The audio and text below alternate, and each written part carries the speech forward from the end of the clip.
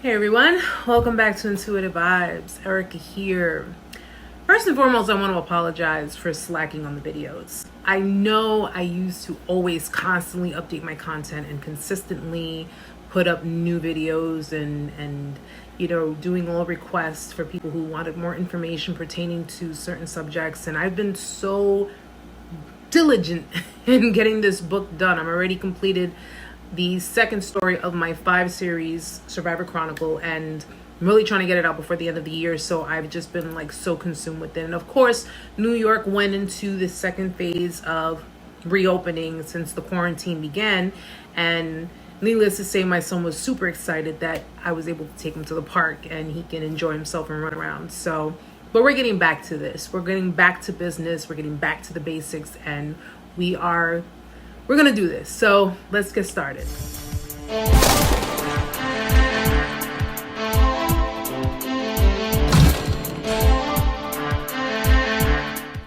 So, as always, if you're new to the channel and you have managed to go through my content and you've managed to find my videos to be helpful, useful, informative, please be sure to hit the subscribe button, because I will be getting back into putting up more content on a regular basis. And to all of my returning subscribers, welcome back. Now, in this video, what we're going to talk about is the Narcissistic Sociopath. You got to think of it this way. It's like taking two volcanoes and combining them as one huge lava-filled volcano. You're taking two different personality disorders and you are creating one person that possesses those two different personality disorders. So we're going to get into NPD, Narcissistic Personality Disorder, and ASPD, Antisocial Personality Disorder, and we're going to configure the components of the Narcissistic Sociopath. So someone who suffers from NPD, or someone who's a narcissist, what did we learn so far about them? They have a highly inflated sense of self-importance. They have a constant need for validation, admiration, and attention. They're the spotlight stealers. They don't care about other people's feelings. And as long as they get what they want, they don't care who they step over to get it. They have a grandiose sense of entitlement. They can do what they want, say what they want, and nobody better contradict them on it. Because why? Well, narcissists can't take criticism. You can give them the slightest bit of criticism and they automatically think that you are trying to attack them. They walk around with huge egos, but these egos, as big as they are very fragile, almost paper thin.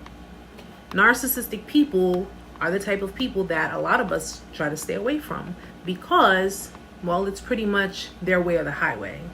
And of course, they're willing to utilize manipulation to get an outcome in their favor, holding you responsible for why things never worked out, holding you responsible for everything that goes wrong in the dynamic that you share with them.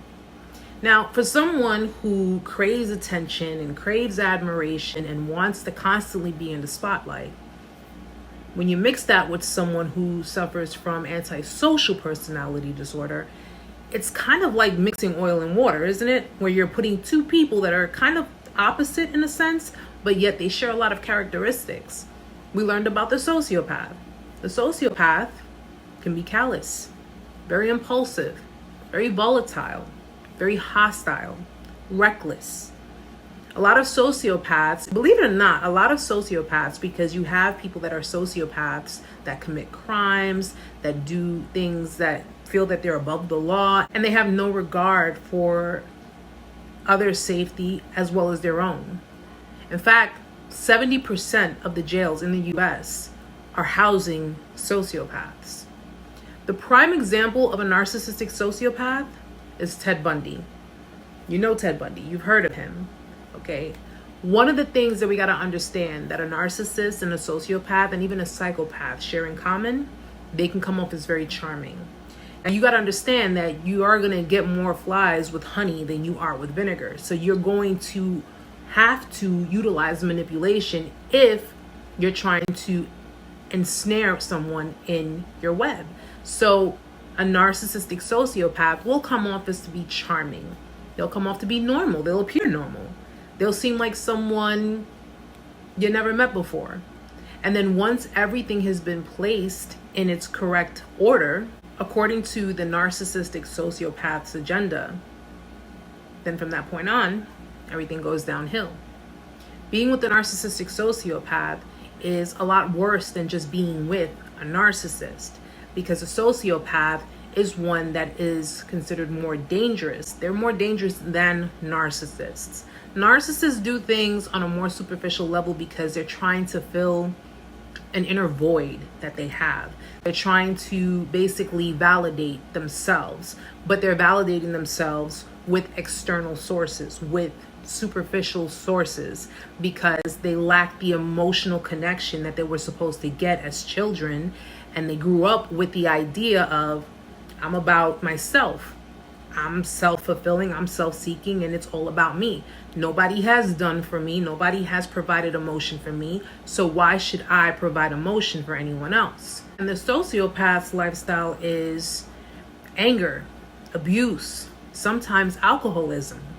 It's pretty much pushing into that stage of being a psychopath, because a sociopath is one that has very bad mood swings. If you catch him on an off day, Lord knows what can happen. So now you're combining, pretty much like I said, two volcanoes. You're combining impulsivity with greed. You're combining moodiness with narcissistic rage. You're combining recklessness with disregard, callousness. You understand? It's basically you're doubling up. You're doubling up, but only when, instead of it being with two people who are narcissistic as one, you're combining a bad personality disorder with an even worse personality disorder. You're combining the two to create one. Ted Bundy was a charmer. How do you think these women were able to trust him? How do you think these women were able to get caught up in his trap?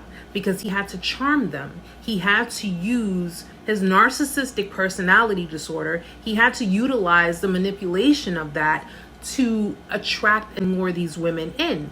And of course, unfortunately, it ended up in homicide, because he ended up killing a lot of these women. That sociopathic rage comes in there too. So if you're dealing with someone who is a narcissistic sociopath, again, I always tell people it's best to have a medical professional diagnose it, because you just don't know. But if you feel that you are dealing with someone who has been reckless in their behaviors, disregard for life, whether it be theirs or yours, extreme moodiness, irresponsibility, callousness, but yet they're also feeding on the attention of external sources. Sociopathic people can commit a crime. They can commit a murder on a Monday and be out and about with their kids going to the park on a Tuesday. You understand? These types of people are extremely dangerous, okay? A narcissist is dangerous. But when you have a narcissistic sociopath in your environment, that is extremely dangerous. And my best advice, if ever it were to come to that point, is you have to get as far away from them as possible, because a narcissist is extremely detrimental. We all know that. Those of you who have gone through it, you know the kind of abuse that you have had from a narcissist.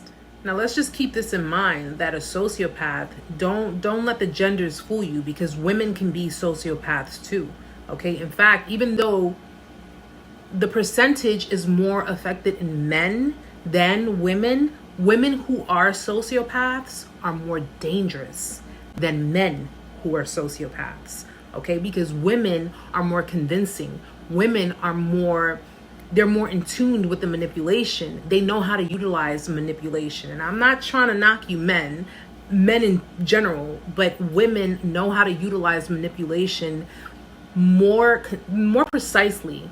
They're very concise with the manipulation. So even though sociopaths, let's say they say 5 out of every 10 men are sociopaths. So I'm not saying that's the case. I don't really know the exact percentage, but if there are women, 3 out of 10 that are sociopaths, chances are those 3 women are more dangerous than those 5 men. And as a woman, it's a bit disturbing, because a lot of men who come across female sociopaths, you know, it's hard to bounce back from that. If you were able to get out of a relationship, a dynamic with a female sociopath, a female narcissist, a female narcissistic sociopath, it's hard to kind of bounce back from that when it comes to trusting other women, because you're always on guard with it. You're always looking at it like, well, this is a woman. I saw how the last one was able to get over on me and do this and do, you know, to do all of these horrible things. How do I know that you're not capable of doing that? The reality of it is that, listen, I'm not knocking us women, because we have plenty of good women out there. But the reality of it is that women can utilize manipulation well, and they can utilize it a lot better than men, which is why when you're dealing with females who suffer from narcissistic personality disorder, borderline personality disorder, female sociopaths, or any kind of female that suffers from a detrimental personality disorder, they're a lot more dangerous. So guys, or ladies, whatever your preference is, be very careful with that. But the bottom line of it is that a narcissistic sociopath is pretty much, it's really the devil in sheep's clothing. Okay, you have a wolf in sheep's clothing, but now we're talking about the devil in sheep's clothing, and they are just considered to be more dangerous, extremely dangerous. Stay away from them. If you start to notice certain things about them, look at the narcissistic traits, look at the traits of antisocial personality disorder. Check out my video on the sociopath. It'll give you all of the detail. Well, guys, kind of short and sweet to the, you know, to the point. I mean, a narcissistic sociopath is just, it's a narcissist with very extremely volatile tendencies. You have to look up both. You have to look up the narcissist, you have to look up the sociopath. They share a lot in common, though they are two different personality disorders. And in this case, if you have someone who kind of has a take on each of these personality disorders, understand that it's a lot more dangerous than just dealing with a narcissist. I've always said sociopaths are way worse, way more dangerous than narcissists. And the chance of you coming across a sociopath may not be as great as coming across a narcissist, but at the end of the day, you got to protect yourself, and you have to always be on guard for anything. So guys, thanks for joining me. I do hope you got a little something out of the video. It's pretty cut and dry. Take the quality of the narcissist, take the quality of the sociopath, and you're just going to combine the two. And if you are in the company of someone who possesses both of these personality disorders, you need to get out of it. Get away as quickly as you can, and don't look back. All right, I'm going to be working on my next video, which will be the female cerebral narcissist. She's one of the dangerous narcissists of the many narcissists that we know of. So this was a request. I'm going to be making that video for you soon, and I hope you guys enjoyed it. If you liked the video, please give me a thumbs up, and until next time, guys, namaste.